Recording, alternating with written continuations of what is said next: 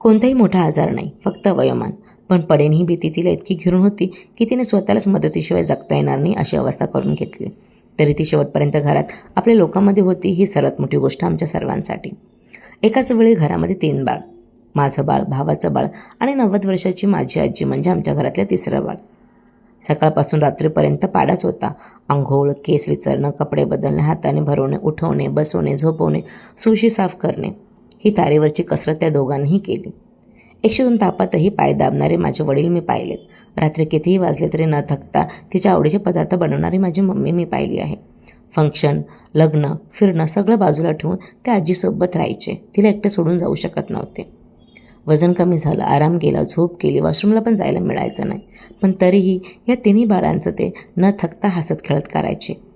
ही सेवा नाही तरी तपश्चर्याच आहे असं मला वाटतं. रिटायरमेंटनंतर पापांना पण आराम कधी मिळाला नाही, कारण की जबाबदारी संपलीच नव्हती.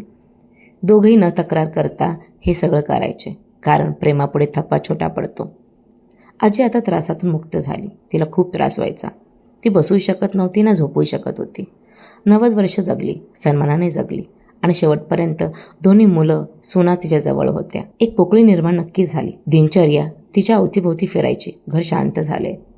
पण तिचे संस्कार, तिच्या गप्पा, तिच्या आठवणी आणि तिच्या प्रत्येक गोष्टीबद्दलचं नॉलेज हे नक्की आमच्यासोबत कायम राहील. आमच्या आईवडिलांनी दिलेली शिकवण हेच खरं आमचा वारसा आहे. हे आम्ही सगळं जवळून बघितलं आहे, म्हणून आम्हाला या कष्टांची किंमत कळते. निरोप खूप अवघड असतो, पण तीही तिच्या त्रासातून मुक्त झाली हेही तेवढं लक्षात ठेवणं महत्त्वाचं आहे. आजीही वरतून आशीर्वाद देत असेल दोन्ही मुलांना आणि सुनांना की माझ्यासाठी तुम्ही खूप केलं. सुखी राहा, स्वस्थ राहा.